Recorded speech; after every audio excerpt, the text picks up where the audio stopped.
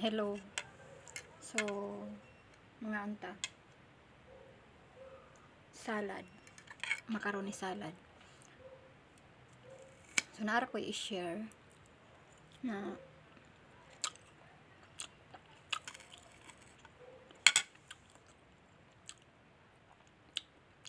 ako na siya na experience tong niadto ko sa QC sa ako igsuon. So, may tuyo ka tao na ako na kasalamuha na pareha sila tanan og rason kung anong nangadyo sila og nangadyo kwarta. Ano? So, una ako na sa na kasalamuha diri sa EDSA, overpass ng EDSA. Habang naglakad ko sa overpass, may nakasalubong na tao, steady ra siya. Tapos paglabay na ako, ija ko gitawag no, siya na, ma'am, pahingi, pwedeng makahingi ng 47 ata yun, kung di ako nagkamali, 47 pesos pandagdag daw niya pamasahe, kay kulang pamasahin niya. So ako naman, dahil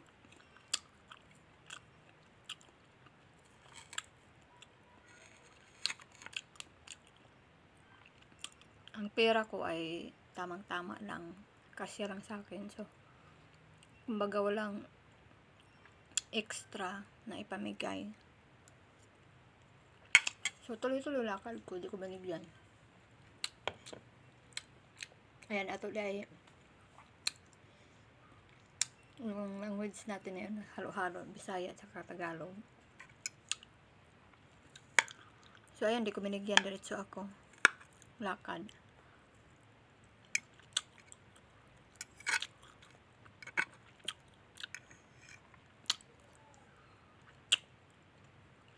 Tapos next ko naman, ito naman nakasalamuha namin ng kapatid ko at dalawang pamangkin. Pumunta kami noon ng MOA 25, December 25, after ng during Christmas. Naggagala-gala lang. Kasi yung mga pamangkin ko may natanggap sa mga ninong at ninang niya. So balak ng kapatid ko, nabilhan sila. Ayun, gumala kami ng MOA.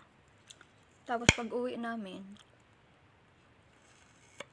galing MOA, pauwi na kami. Pagbaba namin ng LRT station sa Fernando Po Jr., dating Roosevelt yan. So pagbaba namin doon, namali yung binabaan naming exit. Instead na sa part ng kanan na kalsada, sa kaliwa kami bumaba. So sumakay kami ng elevator pababa. Tapos pagtingin ng kapatid ko, mali daw yung nababaan namin. So mga 7 hakbang lang ata yun. Nakasalubong namin tong kuya naman. Itong si kuya, basta mga senior na siya. Nasa 60 or 7, mga nasa 60 plus ata yung edad niya. Kagaya nung nakasalubong ko dun sa may EDSA, ganon din yung edad. So ang sinabi na naman niya, nang hingi sa amin ng pera. Sabi na naman na pangdagdag daw ng pamasahin niya, kulang pamasahin niya. So ako, dahil wala nga, kulang yung income ko, tama lang talaga sa sarili, kulang pangbigay sa iba. So wala akong naibigay. Kasi yung bayaran ko dito ng tubig 800, kuryente 200, pagkain ko pa, pangangailangan ko pa araw-araw, sabon, ganyan, toothpaste. Tapos, yung Shopee ko pa, na monthly na, minsan 1,000 or 2,000, 1,500, ganun. So, wala akong ibigay. Yung kapatid ko nagbigay. Hindi ko alam magkano, basta yung barya niyang natira sa wallet niya, binigay lahat. Tapos, nung umuwi naman ako nitong New Year, pabalik dito sa Cavite, dun sa PTX, may bigla na namang kumalabit sa likod ko. Ang sabi, pahingi daw ng 45 pesos pag dagdag daw niya pamasahe.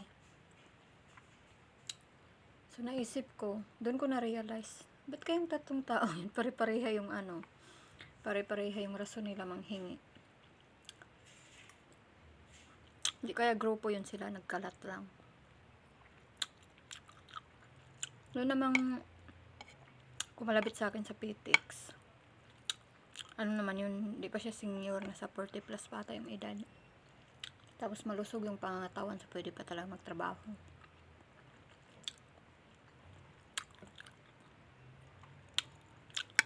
Kaya di ko binigyan. Hindi ko siya binigyan kasi wala nga eh. Kung may work lang sana ako, kung may trabaho naman, sobra-sobra yung kita natin, so makashare.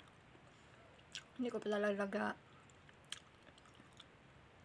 wala pa talaga sa isip ko yung kahit walang wala ka na, ibigay mo dun sa tao kasi i-bless ka lang, pabalik ng sobra. Hindi ko pa na-apply sa sarili ko, so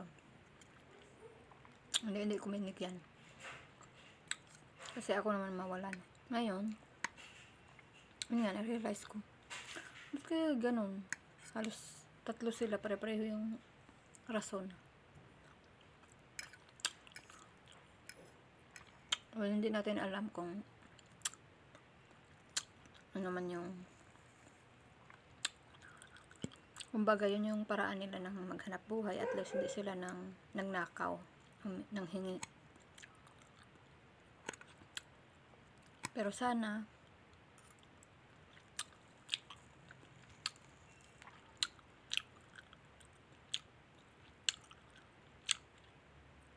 yung mga senior na nakagaya nila, sana mabigyan man lang ng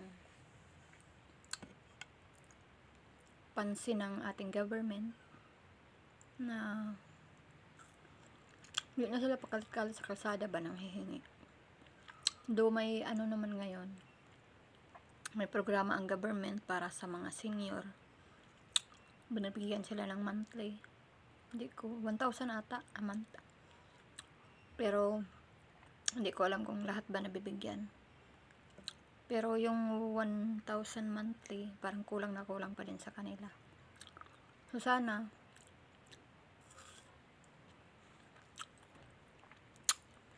mga senior natin, huwag tayong makita sa kalsada na pakalat-kalat nang hihingi. Kasi sa mga kagaya nila, mga may edad na, dapat nasa bahay na lang, nagpapahinga. Sana bigyan man lang ng government ng monthly na tagpa 5 o 10,000 para mai-provide nila yung sarili nila, hindi namang hingi sa labas.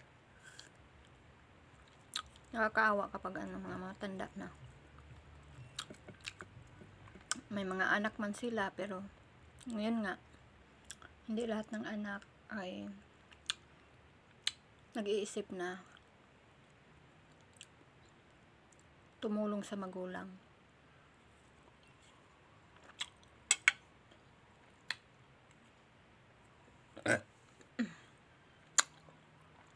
Bukod pa, baka mahirap din yung buhay ng mga anak nila, kaya no choice sila kundi manghingi na lang